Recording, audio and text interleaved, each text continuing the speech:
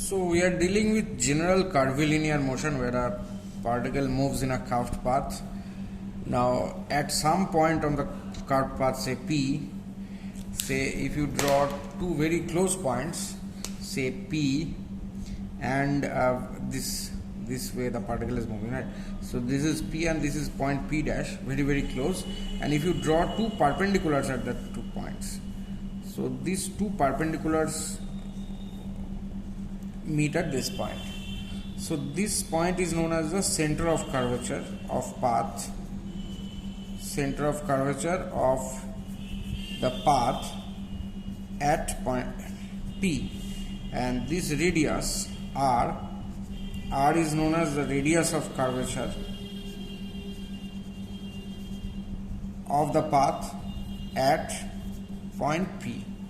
So what is the meaning of radius of curvature? Is that, say if this is the, say if this P dash is a small part of the arc, so this is part of a large circle. This is part of a large circle with its center at this point and the radius R. Same way, see, every part of the curve can be thought of as part of a circle of a radius and having a certain center. Say at this point of the curve, say at this point of the curve, there if you consider this point and a very close point, so this part of the curve is part of a circle, and here the circle, the center of the circle is upward here, center of the circle is somewhere here. So this is the center of curvature of the path at this point, and this is the radius of curvature of the path, suppose R dash. So it varies from point to point, and it may happen that at some point it becomes a flat path, suppose here, or say in another figure I'll show this one. So this is the path of the particle this way, like this, right? So for this point of the curve, it is part of this large circle. So this is center of curvature of the path here. So this is the radius of curvature of the path R1, and let us take a point here or two very close points here. So for this point, when the particle is moving around this point, then if you draw two normals, the two normals meet here. So this arc is part of this circle, so having radius, suppose R2. So R2 is the radius of curvature of the path at point P2. Let's name these points P2, P1, and suppose name this point P3. This P3 is a flat part, right? Flat part of the curve. So if you draw two normals at these two close points, they will never meet. So R3 is very large or infinite, as the two lines will be parallel to each other and they will never meet. So that is center of curvature and radius of curvature of path. So how to find out radius of curvature and center of curvature of a path at a certain point? See, as we have learnt in circular motion, so in circular motion,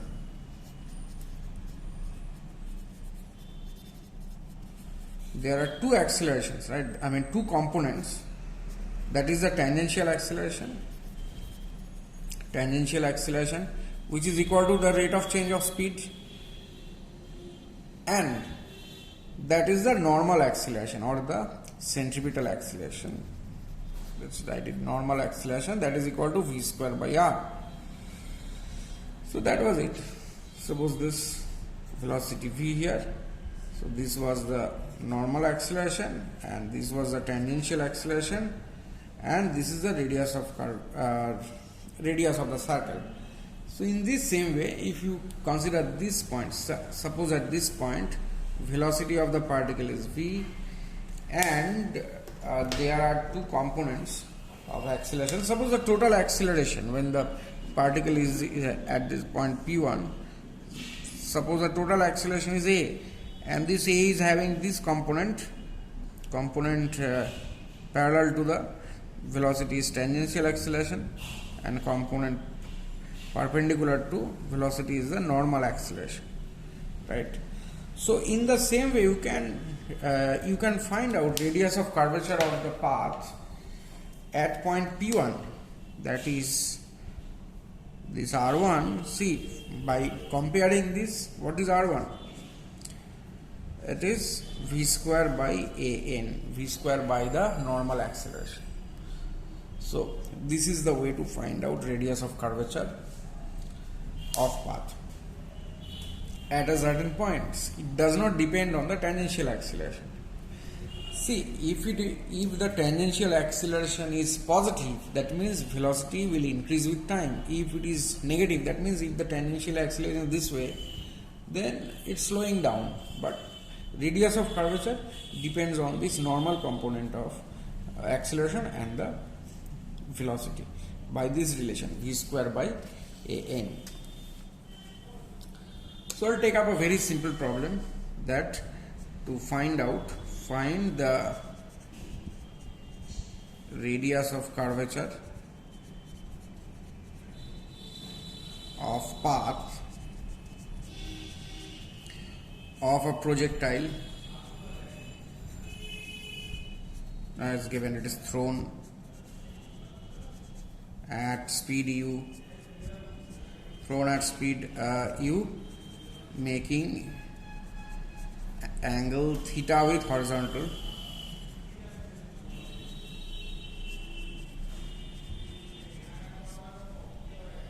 Okay, so find radius of curvature at 2 points. At the highest point and suppose the starting point.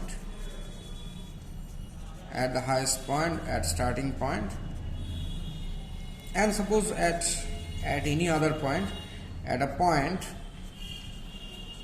where velocity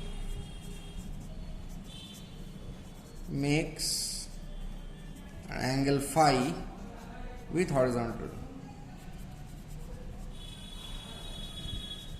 while going up. This is a question. That means here there is a projectile which is thrown at a speed u, making angle theta. So you have to find radius of curvature at this point, and this point where velocity vector makes angle phi with horizontal. So this is the method that we'll use, that any curvilinear motion at a point we will find velocity vector, and we will find this normal acceleration and tangential acceleration, and at this point radius at this part of the arc is part of a large circle having radius r. So r equal to v square by an.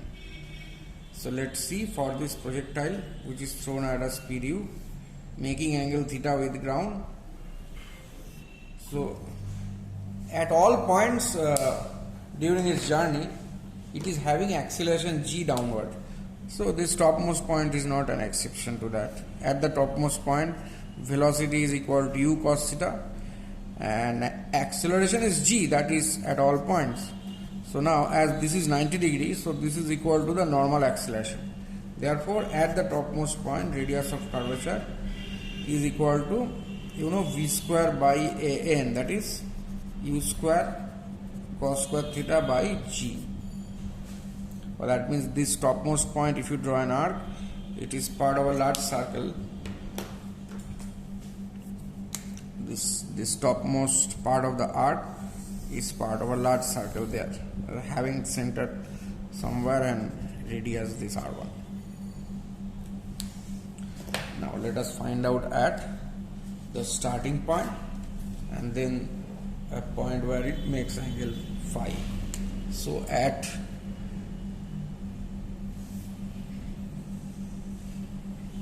here at the starting point velocity is u and this angle is theta, and just after it leaves my hand or whoever has thrown it, so this is the acceleration g. Now what are the tangential components and the normal components of this acceleration? So always, you know, velocity means the tangent to the path. So these are the two components.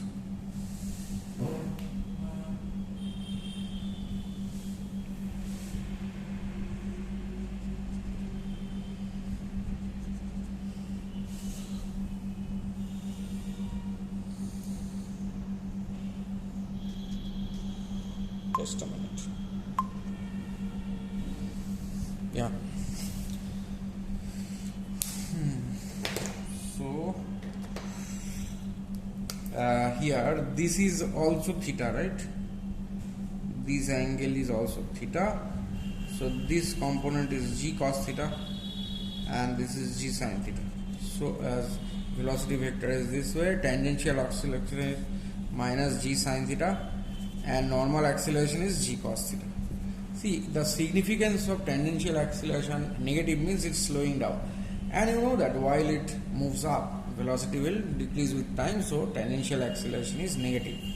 Okay, however, we have to find the radius of curvature, so it's the center of curvature is here, right? So radius of curvature is r2 at this point,